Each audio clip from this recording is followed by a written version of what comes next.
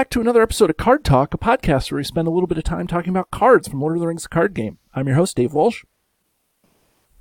And I'm Grant Thompson, just along for the ride. And I'm Ted Bannock, and I love talking about cards. I sure do. And I also love thanking our patrons. Quick shout out to all of our patrons for your continued support. Shout out to David, Justin, Lewis, Rob, Robert, Sean, Dominic, Joseph, and Phil. We thank you very much, guys, for your support, as always. Yeah, those guys are awesome. Since we went to the Con of the Rings, we ended up having a whole bunch of people come and support the show. And I've actually said that if anybody wants to support the show, any new people, you guys can also get a Con of the Rings first player token for the first few people who sign up. If you're a patron, yep, we do swag. We do swag, and we got some few Patreon bonus thingies. So check out the bonus thingies on the Patreon site.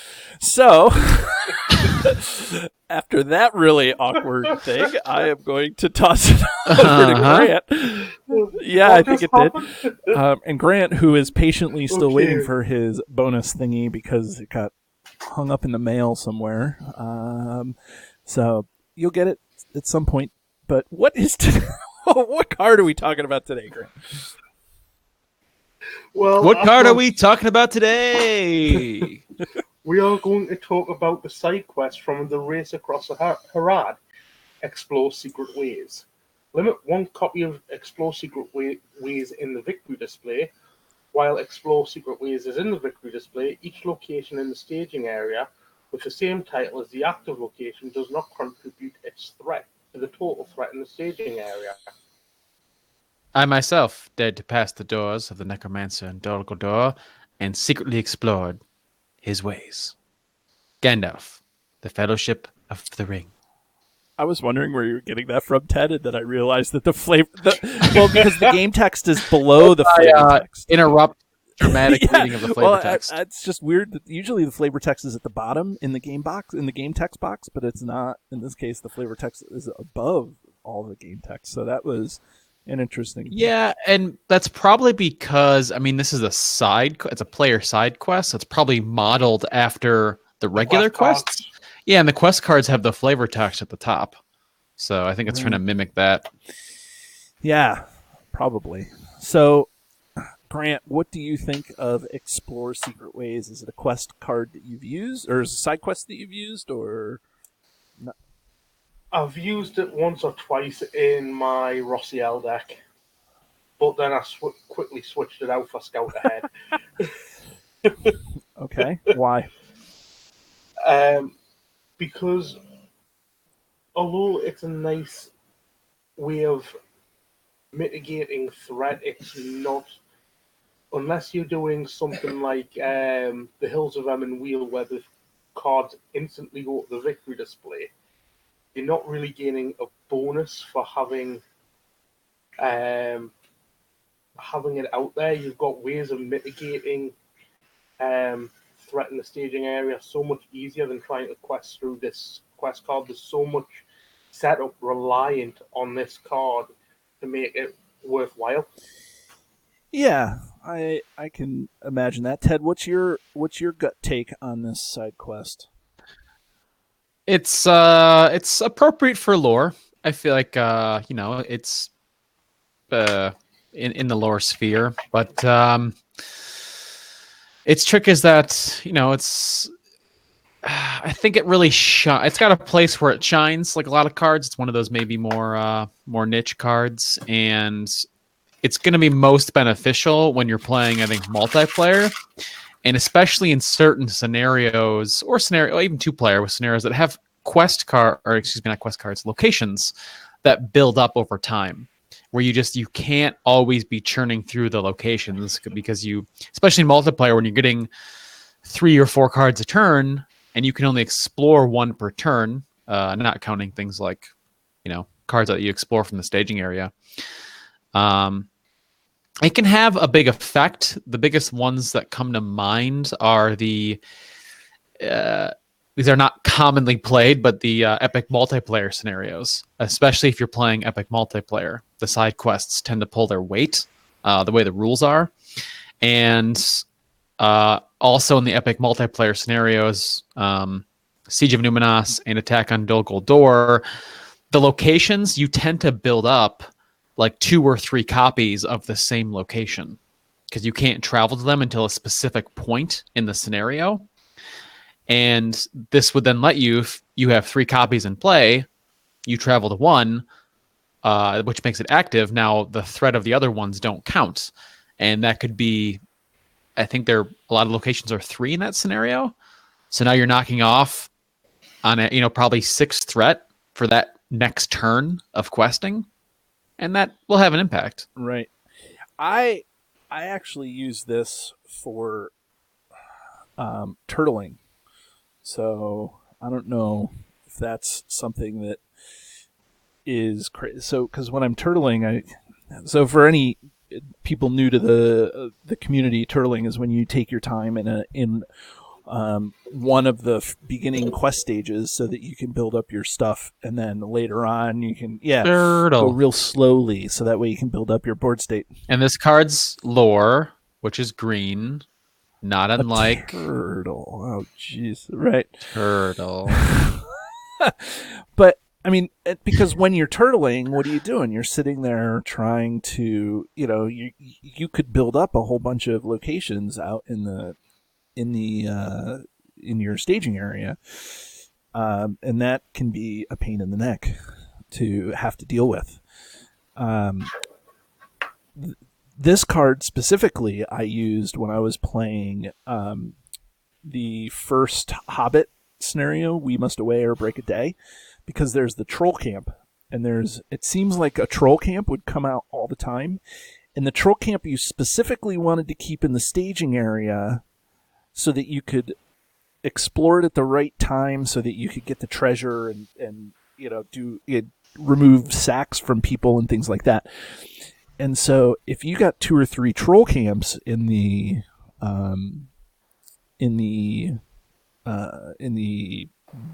stage, thank you, Grant. 2 or 3 troll camps in the staging area. They each have 3 threat. This is going to help out a bunch for that, and that's a scenario in which turtling is really beneficial for you when you get to the second stage of that. So that's where I played that specifically, but I can see this happening even in a couple of the nightmare scenarios, in Nightmare Journey Down the Anduin, or Journey Along the Anduin, or Journey Down the Anduin, whichever the one from the core set. There's the Gladden Marshlands, which has 10 threat, and there's 3 of them. Yeah.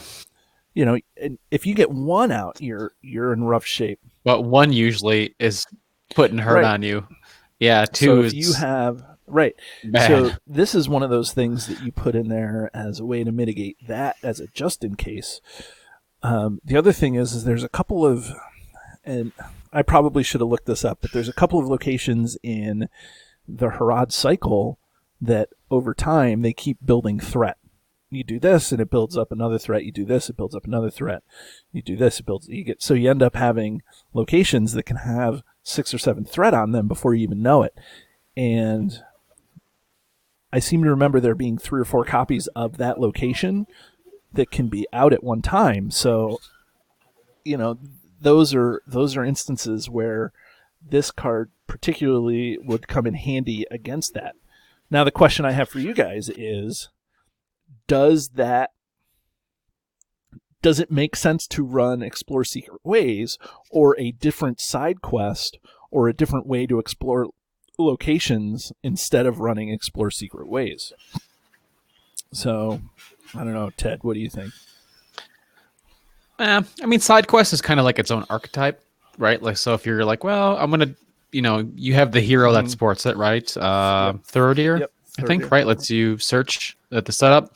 So he could fish this card out for you, and then he gets his willpower boost, and you can run other things that go on side quests, Legacy Blade combos off of it by being a weapon that boosts attack power.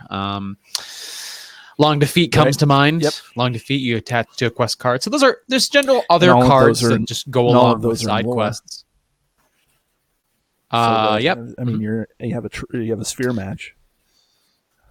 Right. So just with one single hero, even not Thowardir, you could do some of these things, and there's some scenarios where it could be really helpful.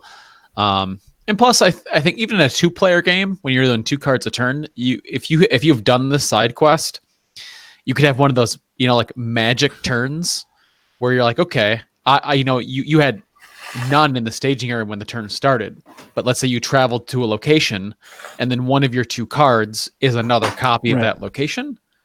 It will then not contribute its threat. Right. So and you could go even further. I was gonna say, what is it? Thrower's map that you can exhaust and make a card, make a location an active location, and then return. Yeah. So if you have a really bad 3 or 4 player staging step, and you draw 3 locations, they're all the same. You can Thrower's map one of the locations up into, or is that just a travel? Is that a travel action? I think it's been eroded to be a travel action. Yep, in the most recent prints. I was going to say there's some tricks. Mariner's Compass, maybe, is that? Can you take that and put that? I don't know. There's got to be a way you can switch the active location. Maybe I'm thinking of the map and I just forgot about the. Yeah, there's maybe so Strider's Path is a response that when it's revealed lets you swap.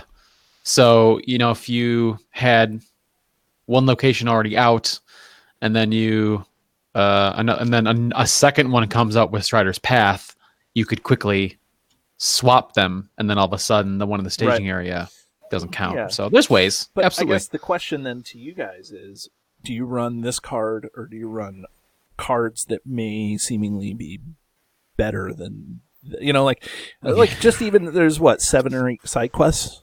Like, do you run a different side quest because this one isn't so overwhelmingly good?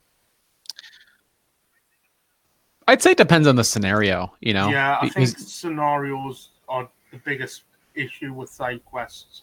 You need one that you know is going to work for each scenario. Yeah, you might just say, okay, I'm going to have 2 or 3 card slots in my deck that are just side quests, right? Like, 3 different ones. And you might say, oh, I need this one. I need this side quest to help with the scenario. So I'm going to take out the ones that I had that reduced my threat or whatever, gave me willpower.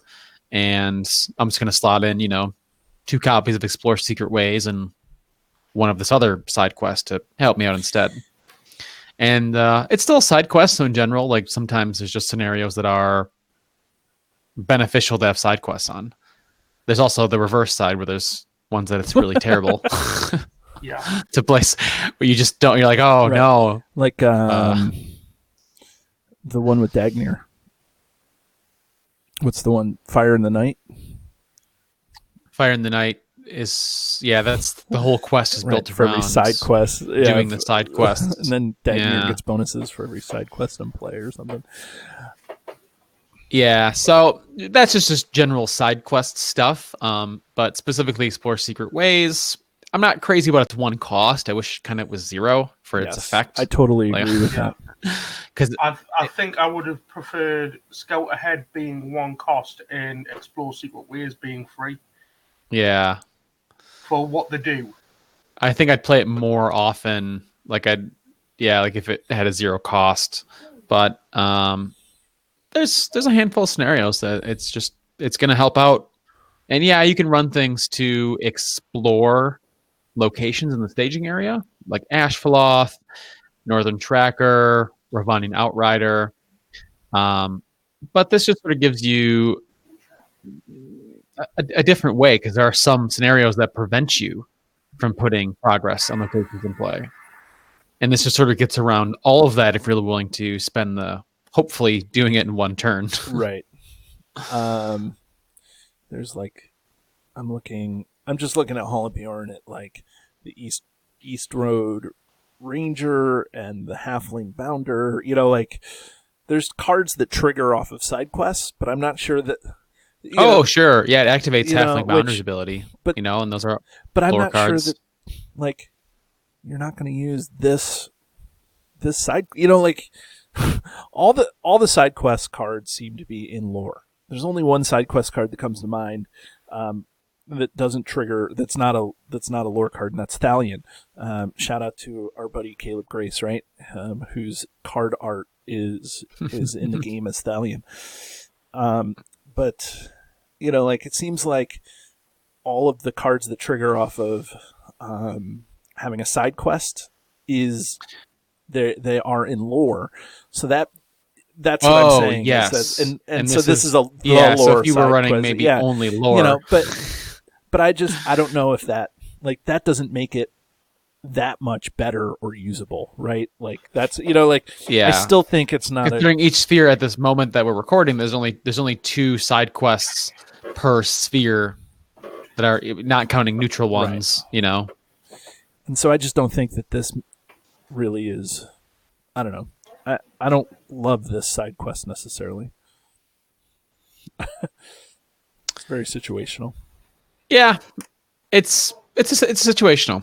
Like I said, you got to find the right scenarios that it can really help. And like I said, some of the really difficult scenarios, like the print on demand ones, and as you mentioned, nightmare ones, can have some pretty hurtful locations that also have bad travel effects that are hard to get around. Some location or some quests are just location heavy. Mm-hmm. I recently played Battle of Lake Town. Absolutely. That's a great one. I did the second scenario out of Shadows of the East Deluxe Box. It's Danger in Dorwinian. That's the take on Stuart's Fear, right? That's the one that, kind of a throwback there, a callback. And that one had a lot of locations building up, I think, because of the quest mechanics. And there's probably at least half a dozen or a dozen. I actually consider it's probably at least a dozen quests that you're like, yeah, okay, these locations are building up, and this card could help you bypass it. Yeah. I think that this quest card comes down to knowing the quest that you're going into, to whether or not you use it. It's also got pretty awesome art. I mean, come on, it's Gandalf exploring secret ways, and he's like got a staff, and it's like an ominous moon and woods behind him, What's the bet? And that's the Necromancer's Tower in Dol Guldur. Well, that's right. That's what he's referencing in my dramatic read, the flavor text. Yeah, but sometimes the flavor text doesn't necessarily depict the artwork. Oh, true. Earlier in the game, that was a lot worse than than it is now. Now I think that there's at least some overlap there. Yeah, I don't necessarily have a ton more to say about this card. Does anybody else have anything to add? It's, if you're going to run Thauerdir and you're not running, running Raziel. This is me trying not to be a jerk. So Thauerdir is the bad guy in the Dread Realm. Thurindir is the hero. So, and I just want to make sure that I get that out there. It's not, because it is confusing. Thank you. Thank you for correcting me, because I remember I didn't look up the card. I should have. It's one of those things where those names can get confusing. So Thauerdir is the undead enemy that gets 1,000,000 quest cards in the Battle of Karn Doom, or shadow cards in the quest in Karn Doom, and Thurindir is the guy that triggers side quests. So. Yep, Thurindir. So everyone that was previously mad at me for the last 4 minutes, how can Thauerdir help us? The enemy instead of Thurindir. Yes. Thank you, David, very much. Right. Yep. Okay. So yes, if you want to just run Thurindir. This and you're not running like Raziel, who's commonly played with Scout Ahead.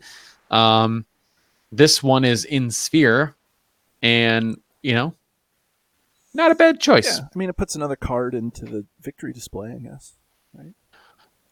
Not that it helps. Much, but I don't know. Yeah, that's all. Okay, should we ring this guy? Let's ring him. Bring. Hello, this is Explore Secret Ways. Please leave your name and number after the beep.